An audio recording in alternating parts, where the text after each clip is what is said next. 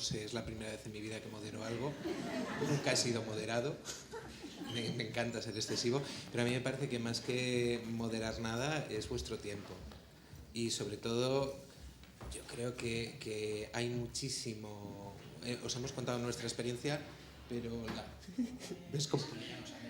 Por estas cosas no modero. Sobre todo hay muchísima experiencia y nos gustaría que la pudierais compartir también si tenéis alguna duda, alguna pregunta.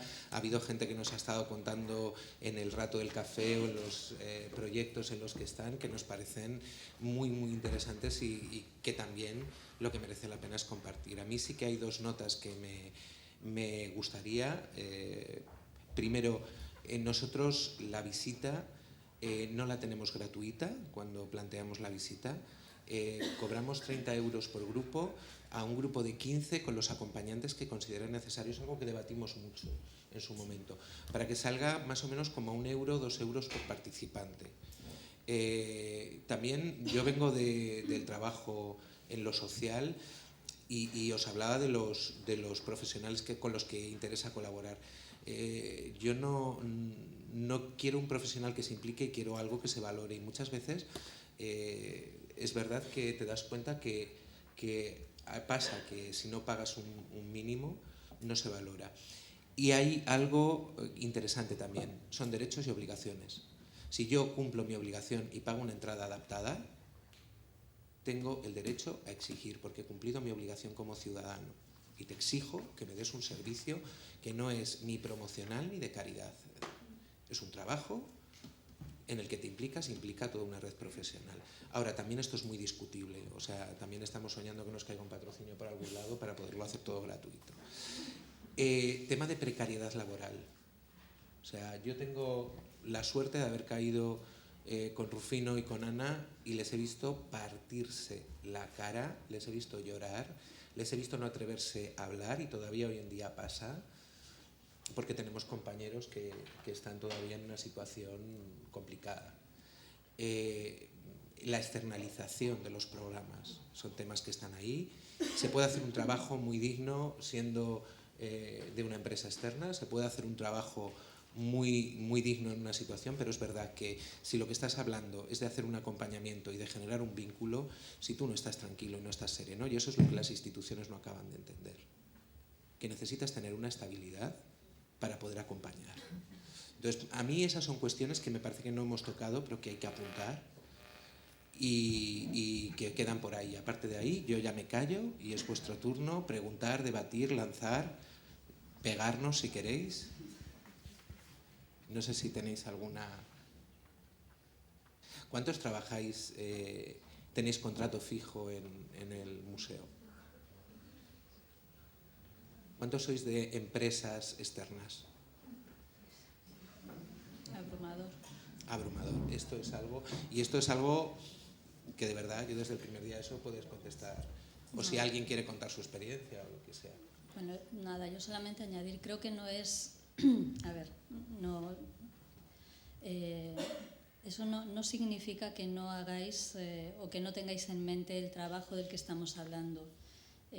No sé, yo en algunos cursos también hemos tenido gente que trabaja, ¿no? Educadores de empresas externas y bueno, muchas veces yo creo que la mayoría pasa porque vosotros, vuestra percepción de la realidad, sois los que estáis a pie de calle, ¿no? Trabajando con los grupos, con los colectivos, sois al final los que quizá vais a estar obligados a hacer patente esa necesidad y no solamente de formación vuestra, sino de abrir también a estos colectivos o a generar recursos para acompañar estas actividades. Sé que hay realidades muy diferentes y muy diversas y estamos hablando de diversidad y con eso tenemos que trabajar, o sea, tenemos que partir también de nuestras diferentes condiciones laborales o diferentes condiciones en las instituciones, pero que no nos eche para atrás, o sea, que no sea el condicionante de decir, bueno, es que yo no puedo por tal o no puedo por cual. En nuestro caso parece que es el mundo ideal porque somos un departamento. Yo estoy muy contenta también y bueno, creo que estamos todos muy contentos de haber conseguido lo que tenemos. Somos 12 relativamente, o sea, la realidad del departamento es que somos 7. 7 personas en unas condiciones estables, que ya es mucho, lo sé. O sea, 7 ya es un señor equipo, claro que sí. Luego hay personas que están vinculadas a proyectos que tienen una financiación externa, un patrocinio, ¿no? Como ahora mismo es el caso de Musaraña, nuestros Educamás, que alguno conoceréis, las revistas digitales, etc. Hay 2 personas con unas condiciones temporales, que mientras hay un patrocinio están, y todos estamos temiendo si ese patrocinio se acaba, ¿qué ocurre? ¿No? Eso también nos ocurre a nosotros. Y personas que tienen contratos, o sea, una plaza, pero un contrato de septiembre a junio. Entonces, ahora mismo esa es nuestra lucha, decir, no, es que de verdad julio y agosto los educadores trabajamos también. O sea, el que se acabe el curso escolar no significa que no haya que programar, evaluar. Bueno, ni os cuento cómo son los meses de julio en algunas instituciones con actividades, cursos de verano, etcétera. Entonces, esa ha sido una de las luchas últimas, conseguir que estas personas no tengan un contrato por curso escolar. O sea, que fijaros también, cuando yo os hablaba de romper esquemas, cómo tenemos ese esquema asociado de, no, es que los educadores trabajan mientras hay colegios. No, o sea, trabajamos los 12 meses del año y cuando no hay colegios, bendito sea, podemos hacer otras cosas que son, pues eso, nuestras evaluaciones, nuestra programación o poner en orden nuestras cosas, ¿no? También es luchar por esos espacios. Bueno, las horas de visita. No sé, el trabajo no es solo la hora de visita en sala. Y si hablamos de preparación, hay que pagar la hora que vas al centro o la hora que dedicas a esa preparación y a conocer el recurso con el que hablamos. O sea, las empresas tienen que tomar conciencia de eso también. O sea, cada visita implica una preparación. Igual que a un actor se le paga por los ensayos, es lógico que paguen la preparación previa. Y eso las empresas les tiene que ir entrando también en la cabeza, que hay cosas que no forman parte, pero igual que al museo, o sea, a veces hay que salir del museo y a veces hay que ir a conocer, y muchos me habéis contado de, vienen y conocen. También tenemos que aprender a hacer del defecto virtud. Entonces, bueno, se ha hecho un silencio tremendo, este es un tema que nos toca a todos. Y este era vuestro tiempo, o sea que contar vosotros también. Seguro que tenéis preguntas si es el momento de qué hacemos o de cómo hacemos, no lo sé. O de por qué no puedo hacer o de lo que haría.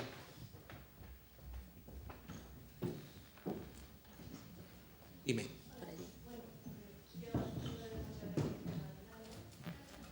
Espera, que te pasan el micro. Bueno, eres compañera, pero... Hola, bueno, vengo del Museo de Ciencias Naturales, del equipo educativo. En primer lugar, gracias por poner encima de la mesa este debate, porque creo que nos afecta a muchas personas y es muy grave y cuesta mucho que salga a la luz. Dicho esto, si tenemos una duda a nivel de equipo educativo, y como antes ha salido el tema, siempre hacemos un contacto previo con los grupos con diversidad funcional. Y siempre tenemos el dilema de...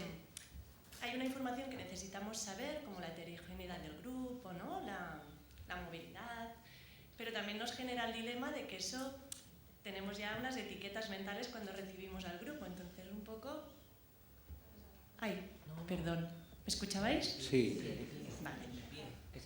Pues un poco ¿De pie? Sí. Para salir en el vídeo. Bueno, pues esto, que se nos genera el dilema de... Hay una información que es necesaria para poder ofrecer una visita de calidad, pero generas unas etiquetas que cuando tú ya recibes el grupo, ¿no?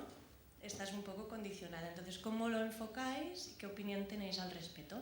¡Oh, qué buena esa, ¿eh? Me acabas de generar ahí un... Pues, ¿cómo lo enfoco? A ver... Te reúnes con los profesionales, es verdad, pero es una información que necesitas. Yo necesito saber si necesitan sentarse durante la visita o necesito saber si tengo algo que prever. Es verdad que son etiquetas, pero también mi experiencia me dice que cuando la persona es una información privada, yo parte de los formularios que os he dejado ahí los voy a retirar y no os los voy a dejar porque son evaluaciones donde vienen nombres de personas y vienen contenidos. Esa información es interna del museo. O sea, interna del museo y del equipo de trabajo. Eso no sale. Lo que yo compruebo es que cuando conoces a la persona desaparece la etiqueta. Yo puedo tener muchas etiquetas sobre Raquel, en cuanto la dejo que abra la boca, desaparece. O sea, yo podía tener muchas etiquetas sobre el auditorio, en cuanto te has levantado y has empezado a hablar, tu etiqueta desaparece. O sea, me da igual que seas externa o que eres educadora y haces un trabajo igual de digno o incluso mejor que el mío, seguramente. Entonces, la etiqueta es algo que necesitas para funcionar. A ver, yo creo que el prejuicio no es malo. El prejuicio nos permite no tener que comprobar la realidad cada segundo. El prejuicio es negativo cuando implica una alteridad, cuando implica un prejuicio sobre el otro, ¿no? Y cuando no entiendes que el otro es igual que tú. O sea, algo, y el homenaje aquí me vais a permitir a una de las personas de las que yo más he aprendido en este campo, que por desgracia ya no está entre nosotros, Laura Rico, de Pueblos Unidos, que falleció en las Navidades pasadas. Ella siempre hablaba del cuidado que tienes que tener con el ellos-nosotros. En cuanto entiendes que hay un ellos-nosotros, esa es la peor etiqueta. No sé si me entiendes lo que... O sea, no te preocupa la etiqueta con una población de escuela y les etiquetamos igual. Pues con ellos es la etiqueta funcional, ¿no? Es ¿qué necesito para funcionar? Y la etiqueta ahí desaparece ya.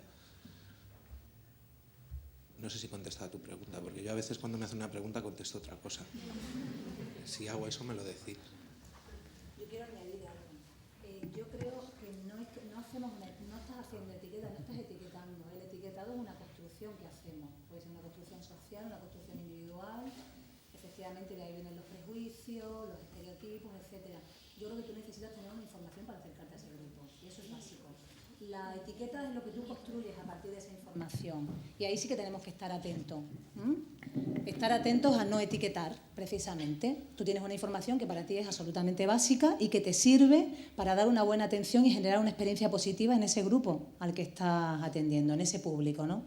Con lo cual, está bien lo que planteas porque nos pone en la posición de ser muy cuidadosos, ¿no? O extremadamente cuidadosos. No quiero etiquetar, no quiero tal. Pero esa información para ti es necesaria. Yo necesito tener esa información. Alberto necesita tener esa información cuando recibe a un grupo. Otra cosa es que a partir de esa información él deconstruya las etiquetas que socialmente tiene de esos grupos. Que esa es una labor que hace el museo muy bien. La deconstrucción o la destrucción de esa etiqueta, para ser más exactos, ¿no? Pero no tengamos miedo a recibir información que necesitamos. Yo lo que no necesito saber es la diagnosis. Exacto. Pero sí necesito saber en qué puedo facilitar que la experiencia sea positiva. Entonces, yo nunca pido saber, o sea, si la persona no me cuenta, igual que en población penitenciaria, yo algo a lo que me niego es a que me cuenten por qué están allí. O sea, es tu película, es tu historia, porque yo no quiero emitir un juicio de valor. Me parece que ya lo han hecho y yo todavía a día de hoy no sé por qué David, que había hablado, estaba en Navalcarnero. Ni me importa. Y además es que es un tío súper majo y me cae muy bien. Sí, precisamente en los casos que vemos de personas que, bueno, en el caso del Thyssen y de otros museos, cuando la persona en situación de exclusión o con un cuadro de diversidad funcional habla de su vínculo con el museo o con la institución de arte o la institución cultural, está relacionado, ese vínculo se genera más cuando se produce una extrañeza en la persona, porque en ese lugar no le han preguntado efectivamente ni de dónde viene, ni cuál es su diagnosis de enfermedad mental, ni por qué efectivamente estabas en la cárcel de Navalcarnero. Yo tampoco supe nunca, David, cuál fue su historia. Sé que era de Orcasitas, que hubiera sido un marciano diciendo que había ido a un museo, porque en Orcasitas era impensable ir a un museo, y que él se sentía alguien especial. Pero precisamente por esa extrañeza que le genera que alguien no te pregunte permanentemente por qué estás en la cárcel, cuánto tiempo te queda, y además es que tienes un problema de salud mental. ¿no? A ver, o sea, es tan básico como que si tienes un grupo que no tiene capacidad no comunicativa, que no tiene habla, todo nuestro sistema de visita es el diálogo. Si no hay preparado o no se ha trabajado previamente un SPC o un BLIS, un sistema pictográfico de comunicación, es que esa visita no va a funcionar. Entonces hay cuestiones que ya no son de etiqueta, son de lo que hablaban antes, sentido común. Me refería más a cómo, o sea, que tiene que haber un contacto previo, no hay duda, en el cómo lo planteas, que es un poco como antes enfocabais, preguntar ¿por qué estamos preguntando por aquello que les limita, entre comillas, y no por aquello que les fascina? Entonces, este es el dilema que eso tenemos también, eso también está. O sea, porque os he enseñado la información básica que necesitéis para funcionar, pero es que otra cosa que hablas con el profesional es qué estás trabajando, qué queréis ver. Hay un primer encuentro. El primer encuentro siempre es en el que tú le tienes que explicar cómo se puede usar el museo. Y mira, ya hemos hecho esto, pero hay un segundo encuentro donde lo que ya les has lanzado en la primera visita es, en vez de elegir yo los cuadros, ¿por qué no los elegís vosotros? ¿Por qué no me decís de qué tema queréis hablar? Y entonces muchas veces lo que te vienen y te dicen, además que a veces te meten en unos jardines, quiero hablar de la sexualidad y la homosexualidad en el museo, y tienes que estar tú mirando la colección y diciendo, pues mira, el Tiepolo con el Jacinto y Apolo, y vamos a ver luego el Jogni con Sekino Braki, y vamos a ver el griego de Esmirna, y entonces vamos a hablar de temas de identidad y de género. O quiero hablar, a veces dice, queremos hablar de la revolución industrial en el siglo XIX y de los cambios sociales y no sé qué. Y en la reunión tú tienes que estar muy serio y decir, pues mira, podemos buscar eso. Y ahí tampoco, o sea, cuando te digo, en la primera reunión nunca o muy rara vez la hacemos con los usuarios. Pero a partir de la primera experiencia, cuando hacemos la evaluación con los profesionales, si los profesionales lo consideran algo positivo, siempre con ellos, hasta que ellos deciden que pueden venir los usuarios solos. Hay preparaciones que yo no las hago con profesionales, las hago con usuarios de recursos, porque son los que llevan los talleres. Y es que el centro donde están tiene un tema de liderazgo para que ellos lleven los talleres. O sea, cada situación... Lo bonito de esto también es que cada situación es un caso concreto, y eso es algo con lo que a veces tenemos tira y afloja así, porque es muy difícil de entender que puedes prever muchas cosas, muy pocas cosas. Es que puedes haber programado la visita a las 5 y te aparecen a las 5:30. Es que puede ser una visita para 15 y te aparecen 4. O puede que no te aparezcan. Y es que la profesional ha tenido un intento de suicidio y evidentemente, pues mira, entre la visita y el intento de suicidio, y puede que no sea un intento de suicidio, es que han tenido una urgencia en el centro y no han podido venir porque no había profesionales que hicieran el acompañamiento. O simplemente es que las mujeres magrebís no tienen dónde dejar a los niños y a la hora que tú haces la visita no hay guardería. O sea, hay temas multifactoriales y tú también tienes que aprender a ser muy flexible y a relajarte. Y a decir, pues, bueno, fluye.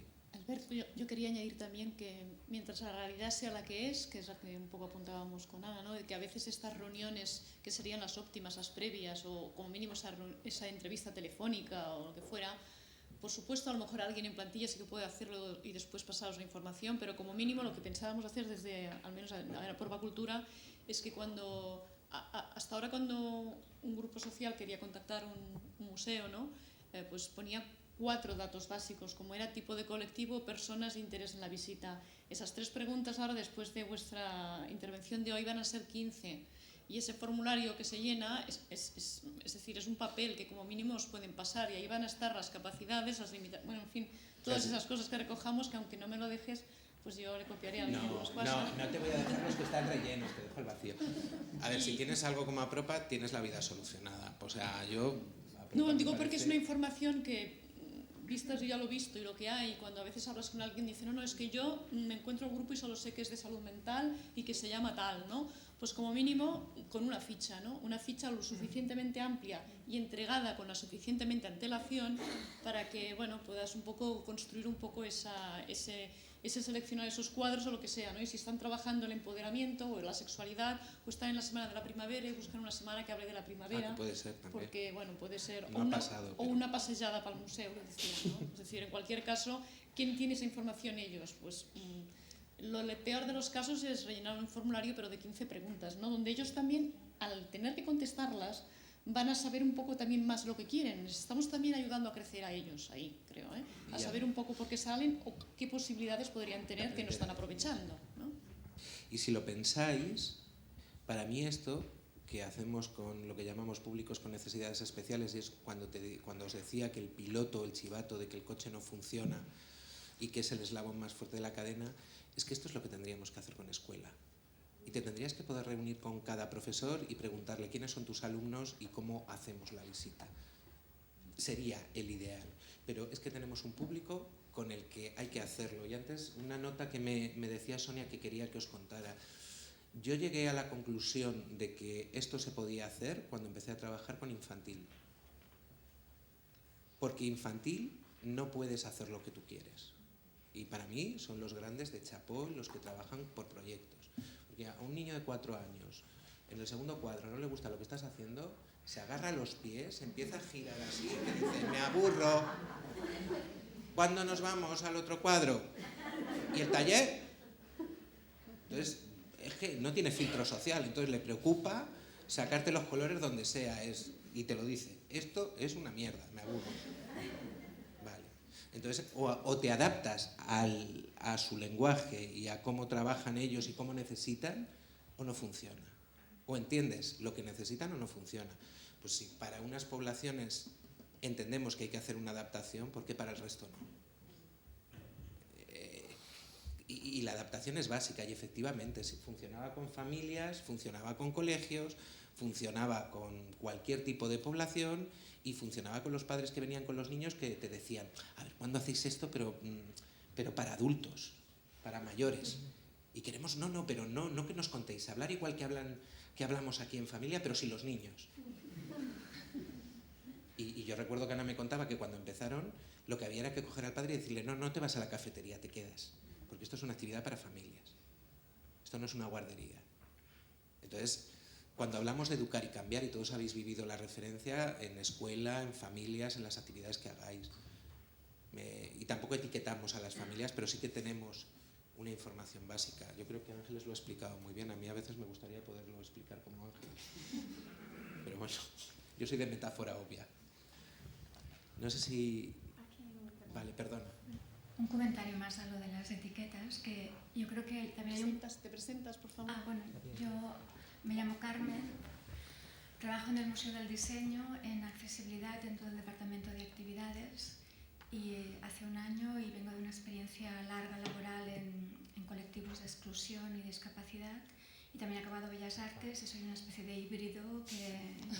Bueno, solo quería comentar que asociada a cada limitación normalmente hay un plus, un exceso de capacidad o de sensibilidad particular y que por tanto preguntar por el perfil depende a qué lo vinculas, porque si tú lo estás vinculando con qué activos voy a contar a nivel de actitud, a nivel de forma de recibir lo que tú vas a decir, a nivel de experiencias si es gente mayor, a nivel de creatividad si es gente de salud mental, pues no tiene ninguna cosa peyorativa, al contrario, ¿no? Que es pasar de la idea de las limitaciones a la idea de la diversidad funcional como riqueza y que estaría muy bien construir desde aquí, igual que, por ejemplo, nosotros tenemos colectivos trabajando el diseño de una manera puntera, pero por otro lado cuesta un poco a veces sacar a la luz este tema porque todavía se vive como una parcialidad, no como una cosa desde el origen de la capacidad, de la diversidad, de la capacidad que enriquece a todo el mundo, ¿no? Es que lo que apuntas es algo que ya estaba, y cómo se trabaja, y cuando hablábamos del enfoque biopsicosocial, y no sé si habéis escuchado el Congreso de los Escuchadores de Voces, que se celebraba ahora, o la revolución delirante que se está moviendo desde Valladolid, es poner el foco no en la enfermedad, sino en la capacidad. Desde arteterapia se viene trabajando hace muchos años, desde Bausman, desde los años 30, poniendo el foco en la parte sana de la persona. Y es lo que cuentas, y además el proyecto que cuentas suena maravilloso. Eso hay que compartir y hay que enterarse de cómo funciona, que era lo que os decía Ana también, de documentar y generar red. Y antes hay gente que ahora está muy callada aquí, luego en los pasillos sois la leche. Luego, perdona que te aborde, pero no, o sea, vuestro trabajo, sentiros orgullosos de él, porque es muy buen trabajo y nosotros aprendemos de vuestro trabajo.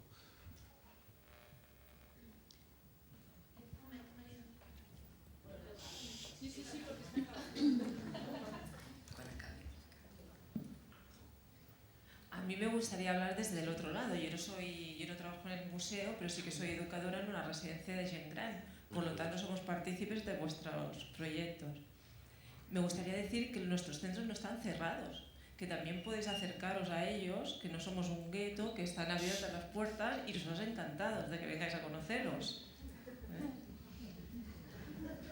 Pues claro que sí, si es que sois muy majos los del ámbito social, de verdad. Yo a veces me he sentido más cómodo en el ámbito social que en museos, ¿eh? Que yo cuando he visto el ámbito de museos a veces dices, ay, porque...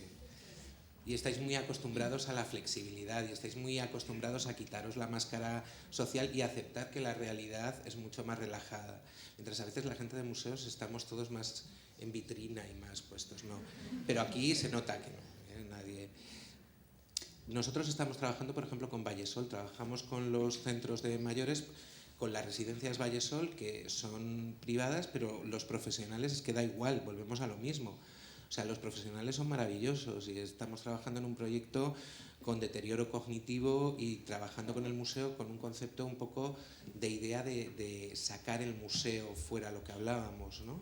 Y de trabajar desde la memoria, desde, bueno, pues teniendo siempre como ejemplo que alguien me contaba por ahí que estaba haciendo un proyecto inspirado por Juan García Sandoval y el proyecto MUBAM de Alzheimer, que cuando hablamos también de dónde miramos es que en España y en Cataluña yo he aprendido mucho de la gente de aquí y hablábamos de Salvador Simó, hablábamos de Miquel Sabaté en Lleida y en el Museo Diocesano de Lleida, de Teresa. Aquí se trabaja muy bien, o sea, y estamos muy sorprendidos y muy contentos de que nos invitéis porque tenéis material y cantera para que esta mesa no la estemos ocupando nosotros. Entonces me parece un acto de generosidad, ¿no? Y de voluntad de compartir, y bien. Y claro que sí, la gente social que dé la cara y que invite. Sí, hola. Sí, me llamo Olga y también soy de un centro ocupacional con discapacitados, los compañeros. Estamos al otro lado, veo que no somos los únicos marcianos de la sala hoy. Y un poco pues dar la razón, ¿no? En este punto, en lo que estáis hablando de que es súper importante. No sé si esto, quizás a los que son de museos, que son la gran mayoría ya aquí, les puede tranquilizar, pero para los que venimos desde el otro sector, se agradece y mucho que se pregunte y que se adapte, porque es la gran diferencia seguramente entre una buena experiencia, una mala experiencia, como decíais, y entre que se continúe o no, ¿no? Nosotros en este sentido hemos tenido la suerte pues, de ir a parar con las de detrás, que es un centro de arte de Hospitalet, la sala, y a partir de ahí ha habido muy buena sintonía y desde empezar de cero pues llevamos pues, como 7 años trabajando con un grupo de discapacitados. Empezamos con un proyecto simplemente pues, de ir a disfrutar de los museos, de ir a verlos, y ahora llevamos 3 años ya no diré proyecto, con un proceso de guías de museo, ¿no? Y yo creo que la gran diferencia es esto, la flexibilidad, el acercarse, que hasta ahora nosotros no lo veíamos como que fuera algo facilitador, no se nos hubiera ocurrido que gente de museos quisiera dedicar ese tiempo a interesarse y adaptar, ¿no? Una visita a las necesidades y a las características de un colectivo, ¿no? Y creo que es súper importante porque es la diferencia. Nosotros también os queremos, ¿eh? O sea, hablamos y a mí lo que me quedó con ganas es de conocer, o sea, Sonia, devuelve, o sea, que todos estos proyectos, mándanoslos a Madrid, porque es importante hacer el mapeo y es importante que nosotros conozcamos también lo que está pasando, y era lo que hablaba Ana, de poder aprender unos de otros. Y esa debe ser una de vuestras labores, ¿eh? O sea, el mapear lo que se está pasando en la ciudad y mapear lo que... Cuando tengamos más recursos, de verdad que es un objetivo prioritario, sí, porque realmente das mucha importancia que todo un trabajo de aprendizaje de 7 años, sistematizado, modelizado y bien explicado, puede suponer un ahorro de tiempo y una ilusión de empezar para muchas personas e instituciones. Entonces, por supuesto que sí. Ahora es un tema simplemente de... al menos ya está en la cabeza, ya está en la imaginación. Tenéis que pedir ayuda, claro. Sí, sí, ya todo saldrá. Eso. Todo saldrá. ¿Preguntas? Si os levantáis y os presentáis es fantástico, porque así la cámara también... Mi nombre es Jordi, no soy un profesional de museos, pero sí que uso y abuso mucho los profesionales de museos. Yo trabajo en salud mental. Entonces, quería comentar 3 cositas. Una, que me ha encantado el paso hacia adelante de los profesionales de museos cuando incluyen en la visita una parte creativa, porque desde hace tiempo que estamos intentando trabajar desde la autogestión y desde el empoderamiento, entonces que personas que ya de por sí tienen un componente pasivo bastante notorio, que empiecen a no ser solo consumidores de cultura, sino creadores de cultura, perfecto. Entonces nosotros hemos llevado a cabo, gracias a profesionales de diferentes sitios, 2 pequeños proyectos, que es hacer una exposición de fotografía en una galería de arte en Barcelona. No solo eso, sino también llegar a hacer una creación artística pues, colectiva, gracias pues, a una visita de esos profesionales, y sobre todo que nos preguntéis muchas cosas, porque sí que nosotros estamos encantados de explicar el colectivo que va a ir. Bueno, también a veces una pequeña puntualización es que cuando trabajamos con adultos y con personas con problemática en salud mental, muchas veces no están ligados con una discapacidad intelectual, con lo cual hay algunos discursos que a veces nos hemos encontrado solo en los pequeños primeros minutos, pero sí que son personas con un bagaje de vida notorio. Entonces con algunas pequeñas introducciones pues a veces topamos, ¿no? Pero afortunadamente el pequeño guiño reaccionáis muy rápidamente y eso cambia. Y por último también quería comentar que yo creo que desde el punto de vista de profesional de salud mental, lo que queremos es que estimulen el hambre cultural, no que lo sacien. Con lo cual, en la salida salimos eufóricos cuando personas que vienen con nosotros nos dicen vamos a volver, pero sin ti, ¿no? Vamos a volver, fantástico. Porque entonces ahí sí que ha llegado el mensaje, ¿no? De es tan interesante lo poco que hemos visto, que lo mucho que no hemos visto vamos a volver, ¿no? Bueno, ya está. Gracias. Gracias, Jordi. A mí lo que me gustaría también, cuando hablamos de red entre profesionales, entre museos, me gustaría, ya la hay, porque sé que funcionáis, no sé si eras educador, terapeuta, psicólogo.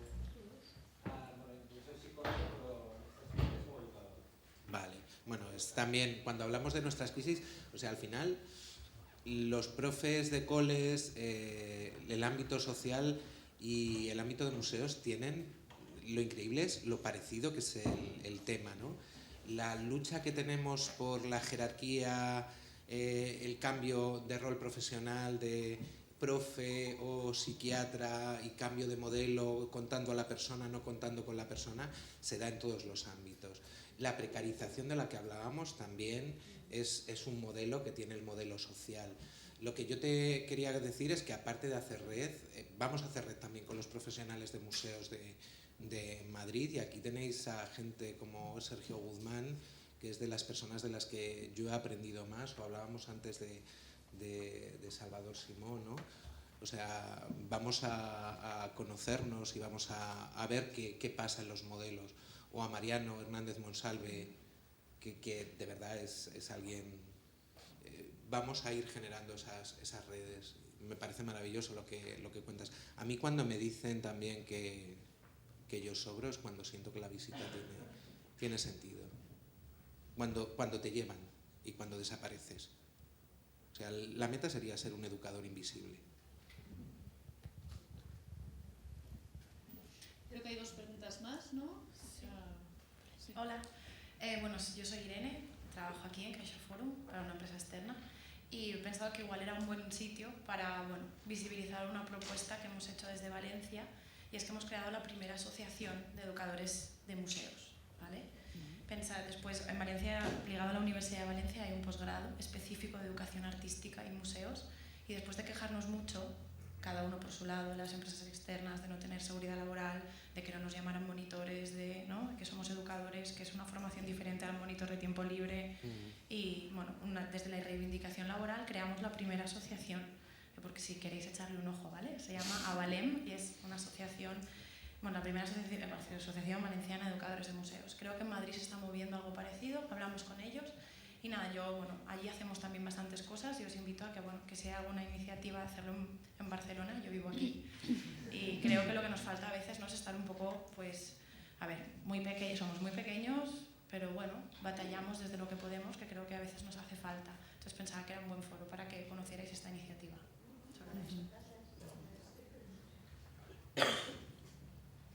Muchas gracias, Oscar. ¿Había otra pregunta? Sí, tengo yo ahora, no sé si habrá otro micro. Bueno, mi nombre es Vicente y yo soy gestor cultural, ahora mismo freelance. Y os quería preguntar sobre el modelo de voluntariado desde dentro, porque me ha gustado mucho, me parece que es una iniciativa bastante innovadora y que la verdad es que no había visto nunca. Entonces, quería saber cuál es el proceso que hacéis para supongo que eso se siente, ¿no? Un poco cuál es la persona que lo puede hacer o las bases que tiene, ¿no? Pero cuál es el proceso, ¿no? Para que haya desde dentro alguien que aporta algo a las visitas. Eso lo tenemos que puntualizar, porque dentro del museo hay un voluntariado, y es un voluntariado tradicional. Una compañera ya ha trabajado en el cambio del sistema y está haciendo un trabajo, ha movido lo que parecía muy difícil de mover, y donde sí que se ha incorporado gente que viene de estos procesos, en concreto Pablo, una persona, ¿no? Una persona que además pasa lo que Jordi decía, que tenía un perfil cultural, una formación académica que cumplía los requisitos del voluntariado, y lo que planteamos es por qué no vas a ser parte del voluntariado del museo. Cuando hablamos del voluntariado, cuando ellos explican cuadros, es lo que hacen habitualmente en las visitas, pero no forma parte, es un proyecto que estamos trabajando desde hace mucho tiempo, igual que el laboratorio lo tenemos ahí un poco en proceso, a ver si conseguimos que este año salga, pero no queremos llamarlo voluntariado porque entraría en conflicto con el voluntariado tradicional del museo, y es uno de los temas que tenemos de cómo lo llamamos, y además estamos ahí siempre los tiras y aflojas. Ellos mismos se llaman voluntarios, por tanto para mí es verdad que son voluntarios, y entra dentro de lo que llamamos acciones. Cuando trabajas en salud mental tenemos lucha contra el estigma, que trabajas con otros colectivos, acción familiar, que trabajamos con las familias, acción individual, que es cuando detectamos casos de interés donde el museo ha producido un impacto o ha sido un detonante de un proceso importante en la persona, y las visitas de grupo. En grupo podemos trabajar que ellos expliquen los contenidos. En el caso del CRPS Latina ha sido un crecimiento orgánico natural. Para que te hagas una idea, CRPS Latina tiene a nosotros no nos gusta demasiado el nombre, pero fue el que decidieron ellos. Se llaman Turtisen, y entonces el Turtisen es un grupo que trabaja sobre contenidos del museo, hace visitas, y son unas visitas muy extrañas y muy curiosas, porque ellos buscan a quien hacer la visita, buscan el recurso, yo lo preparo con ellos, el CRPS, o en comparación con el otro recurso, pagan la entrada, que a veces son recursos sociosanitarios, y les hacen la visita ellos. Yo estoy simplemente con una supervisión y para darles tranquilidad, y a mí me gusta mucho ya cuando me empiezan a decir retírate un poco, o sea, no tengas tanta presencia. ¿Qué es lo interesante? Que eso no se limita al museo, sino que ellos van por todos los centros que les invitan a contar su experiencia, y lo han llamado, tenéis una ponencia, una comunicación donde lo cuentan en uno de los últimos congresos CPA, el PCPA, Proyecto de Capacitación y Empoderamiento a través del Arte.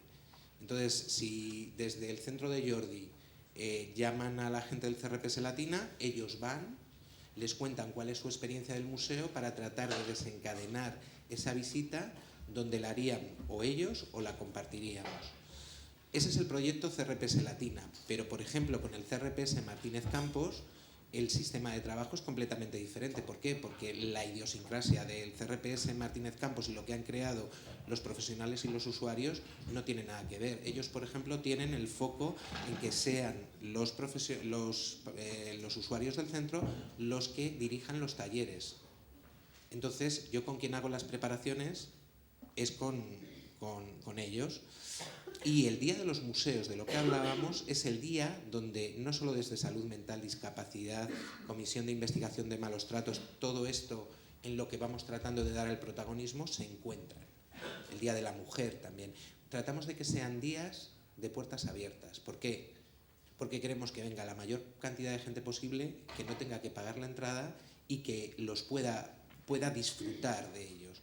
Pero lo interesante es que el PCPA, yo no di las pautas de cómo tenía que ser. Es cuando decía Jordi, es que el propio sistema se autoorganizó, que es lo que pasa con APROPA también. Y de verdad que es interesante. Me gustaría decirte que es el voluntariado del museo, porque a mí me parece que es una idea que tenemos que defender. Y antes lo ha apuntado alguien, y lo has apuntado tú, Jordi, creo. Es muy importante que los pongamos por delante, porque estamos acostumbrados a verlos como demandantes de servicios. Y es absolutamente revolucionario cuando tú los ves como productores de servicios. Porque si son productores de servicio cultural, si ellos lo hacen, toda la visión del estigma cambia. Porque es gente que está haciendo. Y en ese sentido, a mí era lo que me emocionaba del proyecto de Teresa con responsabilidad social corporativa, y en algo el que equilibra mucho, porque también a veces puedes poner demasiado el foco en resaltar y pasa lo que contabas tú, que queriendo poner tanto foco y tanto protagonismo significas y señalas. Y a veces los proyectos también tienen que balancearse por sí mismos, y eso por ejemplo es algo en lo que a mí en el trabajo Ana me contiene muy bien. O sea, porque yo por mí, vuelo, ¿no? Y tienes que tener a alguien que te aterrice y que te diga, oye, no sé si he contestado a tu pregunta, pero como tal voluntariado es de la manera que te he contado, no como entidad y como grupo que funciona como voluntariado del museo. Ojalá algún día lo sea. Y de hecho tenemos un espacio para los lunes que son gratuitos, donde queremos que funcione. Pero hay que arrancarlo y hay que ponerlo en marcha, y llevamos unos cuantos años ahí para ver si lo podemos hacer. Si te parece, Alberto, haremos dos breves. Creo que hay otra pregunta por aquí, ¿no? Que intentemos ser breves, sí. Y así terminamos. Hola, yo soy Andrea y de Rápida. Solamente muchas gracias por las 3 ponencias, me parecen muy interesantes, y gracias por incluir la parte de evaluación, porque yo trabajo en temas de evaluación como consultora externa para los museos y muchas veces no lo tienen en cuenta. Y quería añadir lo de la sistematización que has comentado tú, Ángela, que bueno, yo también estoy muy a favor de hacer todo lo que es la evaluación más cualitativa, o sea, tener en cuenta las narrativas y lo que dicen, ¿no?, el visitante, que al final es lo importante. Y yo quería preguntar si tú no crees que podría ser interesante incluir dentro de las narrativas, ¿no?, o sea, haciendo evaluaciones cualitativas, que podamos tener esta transformación del conocimiento que comentabas en la sistematización. O sea, que un poco recoger, no mirar tanto los resultados o la parte cuantitativa, que a veces también es importante, ¿no?, sino poder recoger de alguna manera con la evaluación esta sistematización. Yo creo que lo que podemos recoger es precisamente esa puesta en valor de la experiencia de esas personas, de esos públicos. Eso debería incorporarse, o sea, me parece fundamental. La parte más vivencial, la parte de la pura experiencia, efectivamente. No es, la sistematización va más allá de la evaluación, porque precisamente no se queda en los resultados, se queda en lo que ha sido el proceso, el camino, lo que se ha generado. Pensamiento, conocimiento, todo eso hay que recogerlo en una sistematización. ¿Qué es más complejo que una evaluación? Probablemente. Bueno, tú lo sabes si trabajas en este ámbito, ¿no? pero yo creo que efectivamente ahí recuperamos narrativa, recuperamos esos relatos que la persona construye a partir de ese contacto con la entidad artística, con el museo, con la institución que sea. Y me parece que es una información que ahora se está perdiendo, no se está recogiendo. Sí que es verdad que la recogemos en el recuerdo de acordarnos de lo que hacemos, pero no está recogida de una manera sistemática, ¿no? Esas narrativas no... o incluso análisis de discursos, ¿no? También, que se generan dentro de la relación del museo con los recursos sociales y con los públicos. Eso no... Yo creo que se abre un campo que es... Ese puede ser otro salto. Se han dado muchos saltos en estos años y ese es otro salto. A lo mejor no es el salto inmediato, pero sí que creo que esas narrativas y esos análisis de discursos son fundamentales y están faltando. Nos faltan incluso en el ámbito de lo social, o sea, no estoy hablando solamente del ámbito cultural, el ámbito de los museos, en el ámbito social también, aunque se ha avanzado un poco más, pero... Pero tú hablabas, y era una de las discusiones infinitas, además del laboratorio de diversidad, que era un laboratorio de profesionales, donde lo que tratábamos era de sistematizar la experiencia y que tenemos ahí, es verdad, siempre nos hablabas de la investigación, acción, participación como el sistema de... Que lo están haciendo en el Museo de Antioquia, por ejemplo, están trabajando con la IAP. Investigación, acción participativa, que dicho aquí en España resulta como muy innovadora, aunque ya se están haciendo proyectos, sobre todo en el ámbito comunitario, en el ámbito social, pues Tomás Rodríguez Villasante, Ezequiel Andere, Marco Marchioni, que ahora está con un proyecto muy interesante en la Caixa, en 40 territorios, en Barcelona hay algunos de los que están, que lo dirigimos desde la Universidad Autónoma. Y nosotros pondremos ahí. Claro. Entonces, ellos están trabajando con la IAP. La IAP es una metodología de investigación cualitativa que surge en los 70 en América Latina. Uno de los grandes fue Fals Borda, que la puso en marcha. En Brasil tuvo muchísimo impulso, en Chile, en otros países, en México. Y en España, en los últimos 10, 15 años, se está incorporando precisamente para seguir avanzando en el trabajo que hacemos en lo social, y yo creo que otro salto es incorporarlo también al mundo de los museos, teniendo en cuenta que el museo, teniendo la percepción de que el museo forma parte de la comunidad, en la medida en que es un recurso comunitario, entra perfectamente en un trabajo que hagamos de IAP. Ese es otro salto, apuntároslo a Propa, yo creo que es importante. Nos veremos antes de dar ese salto, creo. Bueno, muchísimas gracias. Hemos acabado 12 minutos más tarde de la hora prevista, pero también creo que ha valido la pena. Gracias por la atención. Muchísimas gracias por quedaros todo el rato con nosotros, a veces bastante jornadas, y entran, hacen la ponencia, se van. Creo que esta generosidad de vuestro tiempo también os lo quiero agradecer, vuestra paciencia y vuestra atención, y muchas gracias.